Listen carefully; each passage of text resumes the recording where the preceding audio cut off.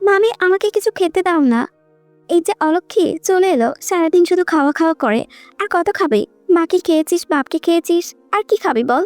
মোর সন্ধ্যাবেলা খেতে খেতে করিস না, আমি খেতে দিতে পারবো না। এই বলে মিহির মামি চলে গেল। মিহি মন খারাপ করে বাহিরে এসে আকাশের দিকে তাকিয়ে বলল, ও মা, মিহি কি তোমায় খেয়ে ফেলেছে? মামি বলল, মিহি নাকি তোমায় খেয়ে ফেলেছে। মিহি তোমাকে কি করে খেয়ে ফেললো মা? তুমি কি আর মিহির কাছে আসবে না? সবার মা আছে, কিন্তু মিহির মা নেই, কারণ মিহি তো ওর মাকে খেয়ে ফেলেছে। এই বলে ছোট্ট 5 বছরের মিহি কান্না করে। মিহির মাত্র 5 বছর, মিহিকে জন্ম দেওয়া ওর মা মারা গেছে। মিহির মায়ের শোক ভুলতে না পেরে মিহির জন্মের 1 মাস পর ওর বাবাও মারা যায়। এরপর থেকে মিহি মামার বাড়িতে থাকে।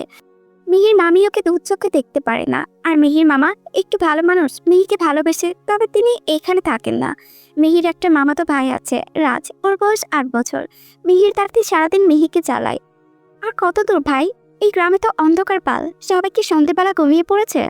তোর দাদুর বাড়ি চক করে বাবার কাছে বকা শুনবো, বাড়ি যাবো, চল তাড়াতাড়ি। রিল্যাক্স ইয়ার, যাবো তো, আঙ্কেল কিছু বলবে না। আর এই গ্রামটা এমনই, সন্ধ্যার পর অন্ধকার হয়ে যায়, কোনো মেয়ে বাড়ি থেকে বের হয় না। এই বলে হৃদ আর অব্র হাঁটতে থাকে। আজকে শুক্রবার, অব্র হৃদকে নিয়ে ওর দাদু বাড়িতে বেড়াতে এসেছিল গ্রামে। ওরা এখন বাড়িতে যাচ্ছে। গ্রামের রাস্তা অনেক খারাপ বলে তার উপর আবার কালকে রাতে বৃষ্টি হয়েছিল। হৃদের হাঁটতে কষ্ট হচ্ছে। আলের রাস্তাটা আরো খারাপ। হৃদ বিরক্ত হয়ে অব্রকে বলে, ভাই একটু বসবো, পা ব্যথা করছে। আচ্ছা সামনে চল, ওইখানে একটা গাছের ডাল আছে, ওইখানে বসিস। এই বলে আর হৃদ আর অব্র সামনে একটা গাছের ডালে বসলো। মিহি খিদের ছাড়া ছটফট করতে থাকে। বেচারি সকাল থেকে তেমন কিছু খায়নি। ও বাইরে চলে আসে। সবার বাড়িতে গিয়ে বলে, আমাকে একটু খেতে দাও তো। কিন্তু কেউ দরজা খোলে না। মিহি হাঁটতে হাঁটতে অনেক দূর চলে আসে। অন্ধকারের মধ্যেও দেখতে পাই দুইটা ছেলে গাছের ডালে বসে আছে। মিহি হেঁটে হেঁটে ওদের কাছে গেল। অব্র দেখতে পাই একটা বাচ্চা ওদেরকে কাছে আসছে। বাচ্চাটা একটা গোলাপি রঙের বেবি শার্ট পরেছে। শার্টটা হাঁটু অব্দি, আর দুই দিকে চুল ছুটি করা। মেয়েটার চোখের মনি নীল রঙের, ধপধপে ফর্সা, বয়সের তুলনায় চুলগুলো বেশি বড়। জলজান্ত একটা পুতুল সামনে দাঁড়িয়ে আছে। অব্র অজান্তেই বলে ওঠে, মাশাআল্লাহ, আল্লাহর সৃষ্টি কি সুন্দর। অব্র হুট করে মনে হয় এটা কোনো ভূত না তো, কারণ এই গ্রামে কোনো সন্ধ্যার পরেই মেয়ে বের হয় না। তাহলে এই বাচ্চা এই সন্ধ্যাবেলা করছে কেন? অব্র মেহিকে দেখে চিল্লিয়ে বলে উঠল, রিত, ভূত, ভূত। হৃদ অন্যদিকে তাকিয়ে সিগারেট খাচ্ছিল। ও ওইদিকে খেয়াল করেনি। অব্রর চিল্লানি শুনে ও ঘুরে বসলো। কি হয়েছে? দেখ মামা, ওইখানে একটা ভূত দাঁড়িয়ে আছে। হৃদ খেয়াল করলো একটা পুতুলের মতো বাচ্চা রেখে দাঁড়িয়ে আছে। দেখতে এতটাই মিষ্টি লাগছে যে বলার মতো ভাষা নেই। অজান্তে হৃদ হেসে উঠল। মিহি অনেকক্ষণ ধরে অব্রর কাণ্ড দেখছে। সব ঠিক আছে, কিন্তু ওকে ভূত কেন বলছে? মিহি মুখ ফুলিয়ে জিজ্ঞেস করে, আমাকে ভূত কেন বলছো? কি ছেড়েছি? গার মুটকে দিয়েছি? ওর কথা শুনে অব্র আর হৃদ হেসে ওঠে। অব্র বলে, তুমি তো ভূতই, পিচ্ছি ভূত। মিহি আবার মুখ ফুলিয়ে, না না, তুমি ভূত। হৃদ চুপ করে তাকিয়ে আছে। ওর কাছে মনে হচ্ছে একটা পুতুল দাঁড়িয়ে আছে। অব্র বলে, এই সময় বাইরে এসেছ কেন ভূত? যদি তোমাকে নিয়ে কেউ পালিয়ে যায়? আমার খিদে পেয়েছে, মামি খেতে দিচ্ছে না। অব্র আর হৃদ কথাটা শুনে একটু অবাক হয়। কেন কেন? জানি না তো। অব্র পকেট থেকে একটা চকলেট বের করলো। ওর পকেটে সবসময় চকলেট থাকে, কারণ ওরা সিগারেট খায়, আর সিগারেট খাওয়ার পরে একটা করে চকলেট খায়। চকলেটটা মিহিকে দেয়। মিহি বলে, এটা তো তোমার, আমি কেন নেব? নাও নাও, এটা অনেক মজা। মিহি চকলেটটা নিয়ে ওদের মাঝখানে বসে।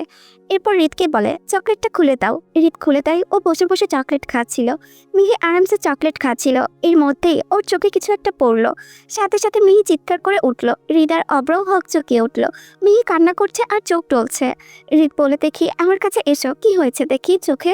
মিহি হৃদের কাছে যায়। হৃদ ওকে কোলে নিয়ে চোখে ফু দিয়ে দেয় আর চোখে পড়া ময়লা বের করে দেয়। মিহি খুশি হয়ে হৃদকে একটা চুমু দেয়। হৃদও মিহিকে একটা চুমু দেয়। দূরে কিছু লোক বসে জুয়া খেলছিল। ওরা বিষয়টা লক্ষ্য করে আর একজন আর আরেকজনকে বলে, ভাই দেখুন, এই মাইয়া ওইখানে যাইয়া কি করতেছে, চলেন যাইয়া হাতে নাতে ধরবো। এই বলে ওইখানে থাকা কিছু লোক মিহিদের কাছে গেল আর গিয়ে চিল্লিয়ে বলে, কি নষ্টমী হচ্ছে এখানে? ওই মেয়ের সাথে কি করতে যাচ্ছিলে? হৃদ বলে, আজব, মাথায় প্রবলেম নাকি? কিছু উল্টোপাল্টা বলছেন। এই মেয়ে কে হয়? চিনি না ওকে। চেনো না, চালানো, নষ্টমী করছো? অব্র বলে, মাথা ঠিক আছে আপনাদের? ওই একটা 5 বছরের বাচ্চা, ওর সাথে কি নষ্টমী করব? আমরা বসেছিলাম, ওই জাস্ট এসে কথা বলছে। বাচ্চা মানুষ, তার হৃদ একটা চুমু দিয়েছে, এতে খারাপ কি? বেশি গর্বুজ আমাদের দিতে এসো না ছেলে। সন্ধ্যার পর এই গ্রামের কোনো মেয়ে বউ বাইরে আসে না, আর তোমরা এই সময় এই মেয়েকে নিয়ে বসে আছো। এসব চলবে না এই গ্রামে। ভাই বোঝার চেষ্টা করুন, ওকে চিনি না আমরা। আর তাছাড়া ও তো একটা বাচ্চা মেয়ে। মেয়ে চুপ করে চকলেট খাচ্ছে, ও এসব কিছু বুঝতে পারছে না। একজন লোক বলল, এটা তো মিহি, ওর মামিকে খবর দে, বলছে ওই মেয়েকে নিয়ে নষ্টামি করছে। ছি, ছোট থেকেই এমন ছেলে ঢোলানি, একে তো গ্রামে রাখাই যাবে না। আর একটা লোক দৌড়ে গেল মিহির মামির কাছে, ওনাকে ডেকে নিয়ে আসলো। গ্রামে আরো লোক জড়ো হলো, গ্রামের মোড়ল আসলো। হৃদয় অপর সবাইকে বলছে যে ও একটা বাচ্চা, ওর সাথে ওরা কোনো রকমের খারাপ কাজ করেনি। কিন্তু ওইখানে থাকা কিছু লোক ওদের কথা শুনছেই না।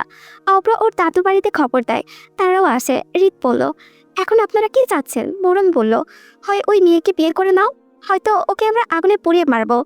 হৃদ এবার চিৎকার করে বলে উঠল, পাগল হয়ে গেছেন আপনারা? পাগল? ওই মেয়ে কি বলছে? এইসবের আর দেশে কি আইন কানুন নেই? আপনি একটা জলজান্ত মেয়েকে পুড়িয়ে ফেলার হুমকি দিচ্ছেন কোন সাহসে? মোড়ল বলল, দেখো বাচ্চা, তোমাদের আইন তোমাদের কাছে রাখো। এটা আমাদের গ্রাম, এখানে আমাদের আইন চলে। বিয়ে করো ওকে। আরে ভাই, আপনারা এমন কেন? ওর তো বিয়ের বয়স হয়নি। আমি কেমনে বিয়ে করব? আর আমার অনেক ছোট, ইভেন আমার বয়সও হয়নি। আমার সবে 19 বছর। আমি কি করে ওকে বিয়ে করব আপনারাই বলেন। দেখো, ও তো জানি না, কাবিন করে ওকে বিয়ে করে নাও। এইদিকে মিহির মামি মিহিকে অনেক বুকে ঠাস করে একটা থাপ্পড় মারে ওর গালে। সাথে সাথে ফর্সা গালটা লাল হয়ে গেল। অলক্ষী, এইভাবে আমাদের মানজুবালি, এখন এই ছেলেকে বিয়ে করে বিদায় হ। মিহির মামি খুব খুশি মনে মনে মনে আপদ বিদায় হচ্ছে। মিহি কান্না করতে করতে হৃদ এসে মিহিকে ওর মামির কাছ থেকে সরিয়ে নেয়। আর ওর মামিকে বলে, মারছেন কেন ওকে? এই ছেলে, অত কথা বলবে না। তোমার কি, এখন বিয়ে করো ওকে। অপ্র দাদুরা অনেক চেষ্টা করে বিয়ে আটকানোর, কিন্তু কিছুতেই মোড়ল শুনছে না। হৃদ ওর বাবাকে কল করে, কিন্তু উনিও কল ধরে না। অবশেষে হৃদ রাজি হয়। ওদের বিয়ে হয় না, কিন্তু কাবিন করে রাখে। এরপর হৃদ বলে, কাবিন করেছি, এবার আমি যাই। মিহির মামি বলে, কই যাচ্ছ? ওকে নিয়ে যাও, এই আপদ আমাদের ঘরে রাখবো না। ও যখন বড় হবে তখন আমি বিয়ে করব ওকে, আপাতত আপনার কাছে রাখুন। এটা তো হবে না বাচ্চা, তুমি নিয়ে যাও। হৃদ না পেরে মিহিকে নিয়ে যেতে রাজি হয়নি। মিহি হৃদের সাথে চলে যেতে ওর মামিকে গিয়ে বলে, ও মামি, আমি যাব না। মিহি ওর এমন করবে না। মিহির মামি আবার ওকে থাপ্পড় মারতে চায়, তখনই হৃদ এসে আটকায়। এই মহিলা, আপনার সাহস কি করে হয় ওর গায়ে হাত তোলার? আমার হাতে ওকে দিয়েছেন না, তাহলে আমার জিনিস হাতে দেওয়ার মতো সাহস দেখায়েন না। মিহির মামি মুখ পাকালো। অব্র মিহিকে কোলে করে নিয়ে আর বলে, কেঁদো না ভূত, আমি তোমাকে চকলেট কিনে দেবো। সত্যি কিনে দিবা? হ্যাঁ, সত্যি কিনে দেবো। এখন আমাদের সাথে চলো। মিহি চোখ বোঝে আর হৃদ অব্রর সাথে চলে যায়। মিহিকে নিয়ে ওরা গাড়িতে বসলো। মিহি কান্না করেই যাচ্ছে, আমি যাব না, আমাকে রেখে এসো গো, আমি মার কাছে যাব। অব্র মিহিকে সুন্দর করে বলল, কান্না করতে হয় না ভূত, আমি তো বললাম তোমাকে চকলেট কিনে দেব। আমি যাবো না। হৃদ চুপ করে আছে, ওর মাথা ভীষণ গরম হচ্ছে। কি করতে এলো আর কি হয়ে গেল? তার উপর মিহির কান্না। হৃদ এবার ধমক দিয়ে উঠল, এই মেয়ে চুপ, একদম চুপ। তোমার জন্য সব হয়েছে, এখন কান্না করছো কেন? আমার কানে যদি আর একটাও কান্নার শব্দ আসে তাহলে তোমার খবর আছে। মিহি চুপ করে অপর বুকে মুখ লুকায়।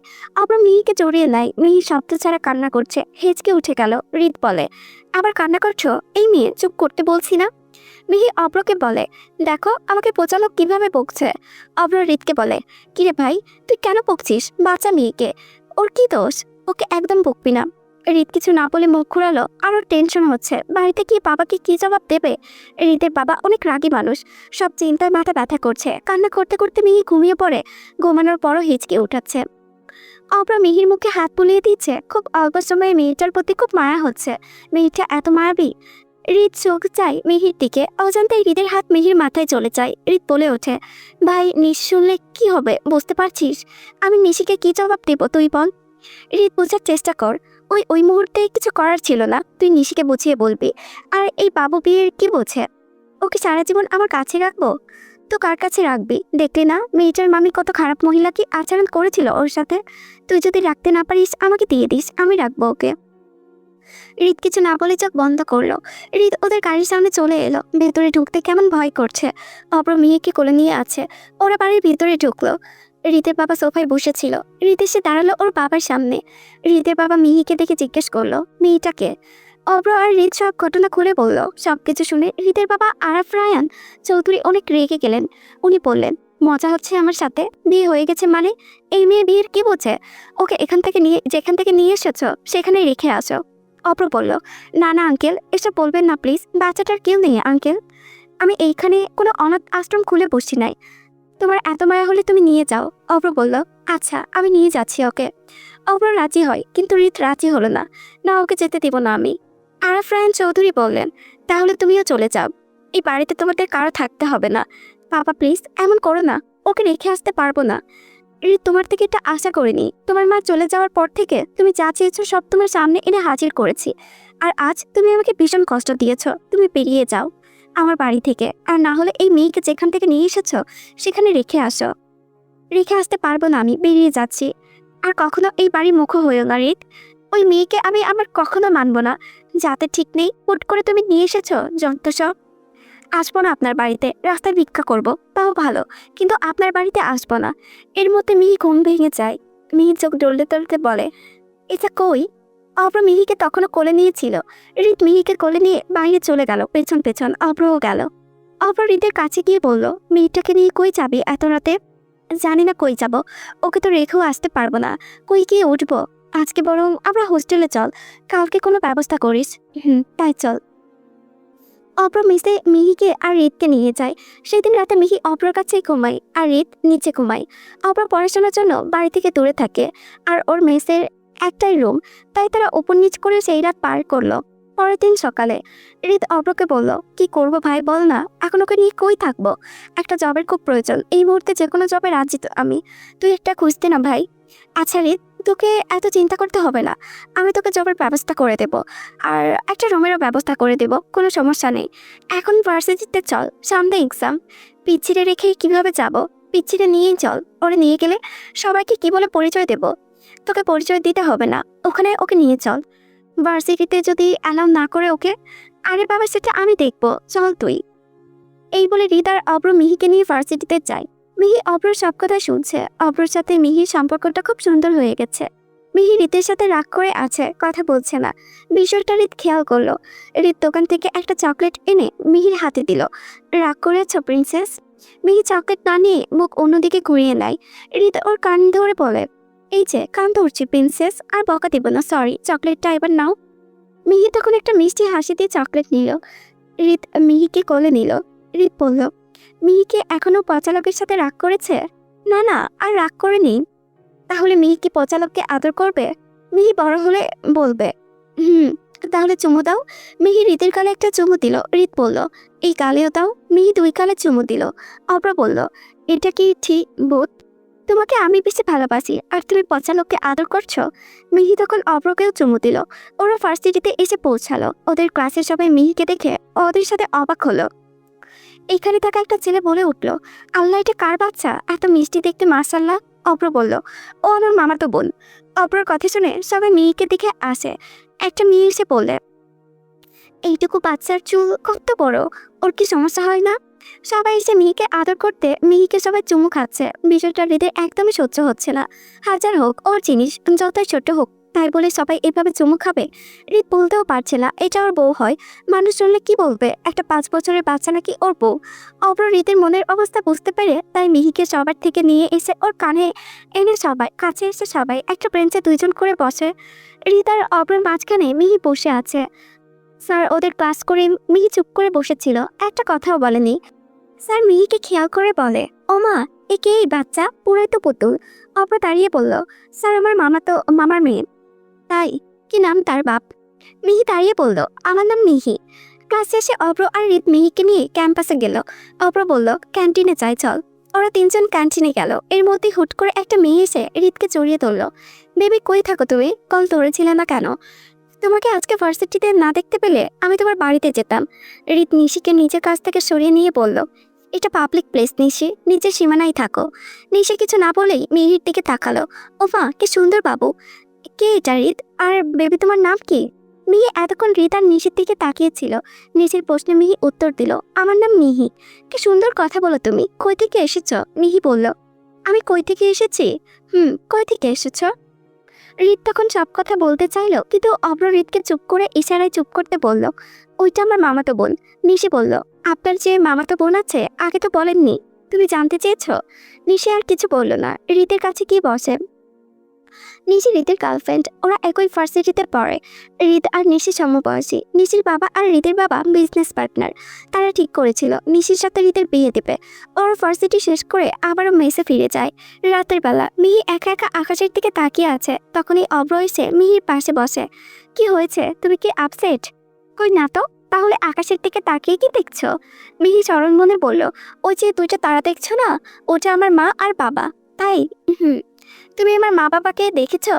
না তো, দেখিনি। মামি আমাকে প্রতিদিন বলে আমি না মা বাবাকে খেয়ে ফেলেছি। আমি কি ওদেরকে খেয়ে ফেলেছি বলো তো?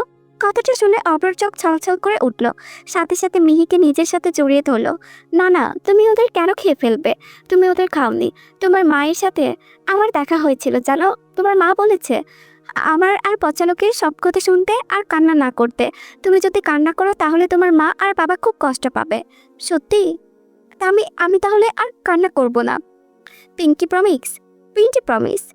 অব্র মিহিকে কোলে করে নিয়ে বলল, তোমার একটা নাম দিই। মিহি বলল, কি নাম? তুমি আজকে থেকে আমার টুইঙ্কেল, ওকে? টুইঙ্কেল? হ্যাঁ, আমার লিটল টুইঙ্কেল। এর মধ্যে দিয়ে হৃদ আসে। অব্রর কোলে থেকে মিহিকে নিয়ে নেয়। এরপর মিহিকে নিয়ে রুমে যায়। অব্র হৃদের যাওয়ার দিকে তাকিয়ে বলে, সালা হিংসা করে একটু কোলে নিলাম, তাই নিয়ে চলে গেল। হৃদ মিহিকে ঘরে এনে জিজ্ঞেস করলো, তুমি শুধু অব্রর কাছে কেন থাকো? হ্যাঁ, অব্র অনেক ভালো, তাই ওর কাছে থাকি। আরে পেয়েছি, অব্র ওর নাম, অব্র বলো। অব্র আবার কি? এই বলে হৃদ হাসতে লাগলো। বলবো না? এই মিহি বলে মুখ ঘুরালো। অব্র এসে মিহির কাছে বসলো। অব্রকে দেখে মিহি লাফ দিয়ে অব্রর কোলে বসলো। হৃদ আবার মিহিকে জোর করে ওর কোলে এনে বসালো। মিহি বলল, আমি ওর কাছে যাই না, আমার কাছে বসো। ওই ভালো না, একটু যাই, একটু ওটা। এবার মিহি কান্না শুরু করে দিল।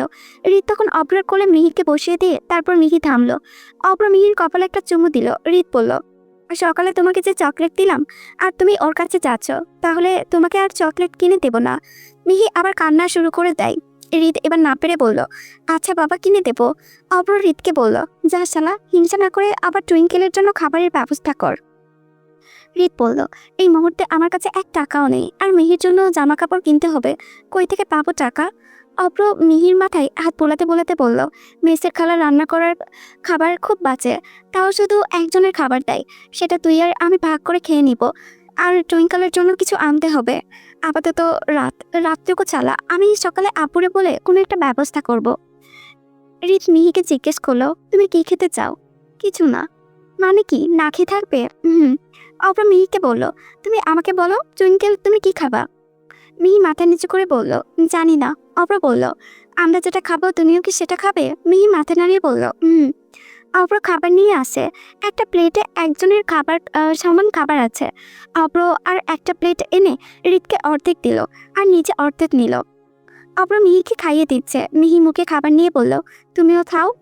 অব্র এক লোকমা মুখে নিল। অব্রর খাবারের বেশিরভাগ মিহিকে খাইয়ে দিয়েছে। শেষের দিকে মিহি আর খেতে পারেনি, ওইটুকু অব্র খেয়ে নিয়েছে। হৃদ অব্রকে বলল, আমার থেকে খা, আমি খাবো না এত। থাপ্পড় দিব। অতগুলো কই, সামান্য একটু খাবার। আরে খা না, তুই আমি সত্যিই বেশি খাবো না। অব্রকে অনেক জোর করতে করতে অব্র খেতে রাজি হলো। খাওয়া দাওয়া শেষ করে ওরা ঘুমানোর প্রস্তুতি নিচ্ছে। মিহি ঘুমিয়ে পড়েছে। অব্র মিহিকে কোলে নিয়ে ঘুমিয়ে দিল। হৃদ অব্রকে বলল, দেখ ভাই, আমাদের জীবনটা কেমন হয়ে গেল না? হ্যাঁ, ঠিক বলেছিস। আচ্ছা শোন, কালকে একটা রুম খুঁজতে যেতে হবে। মিহিকে নিয়ে কতদিন আর তোর মেসে থাকবো? আচ্ছা, আমি সকালে তোকে নিয়ে যাবনি, কিন্তু তুই টুইঙ্কেলকে ছাড়া কি করে থাকবো সেটা পরে দেখা যাবে। অব্র বলল, আচ্ছা হৃদ, টুইঙ্কেল যখন গ্রামে থাকতো তখন নিশ্চয়ই ওর মামি ওকে অনেক অত্যাচার করতো, তাই না? হ্যাঁ, সেদিন দেখলি না সবার সামনে কি করে বাচ্চাটাকে থাপ্পড় মারলো? কিভাবে পারে ওই মহিলা? আসলে বাবা মা ছাড়া পৃথিবী অন্ধকার। হৃদ বলল, চল ঘুমিয়ে পড়ি, অনেক কাজ আছে সকালে। সকালবেলা হৃদ অব্র রেডি হচ্ছে। মিহিকেও সুন্দর করে রেডি করে দিল। মিহি সাদা রঙের একটা শার্ট পরেছে। বড় বড় চুল দুটো দুদিকে হালকা করে জুটি করে দিয়েছে হৃদ। অব্র বলল, আগে রুমে আসি, দেখে আসি, তারপর ভার্সিটিতে যাব। ওরা বাড়ির খোঁজ বেরিয়ে পড়লো। অব্র আর হৃদ অনেকগুলো বাড়ি দেখলো, কিন্তু কেউ ভাড়া দিতে চাচ্ছে না। আবার কারো বাড়ি ভাড়া বেশি। অনেকগুলো বাড়ি দেখার পর একটা ছোট্ট ঘর ওদের পছন্দ হলো।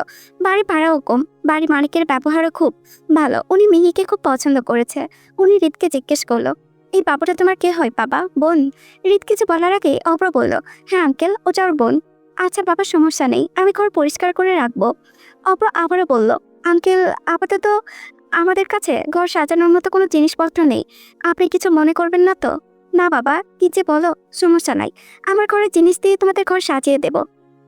জানো বাবা, আমার ছেলে বেঁচে থাকলে তোমাদের মতোই হতো। এখন তো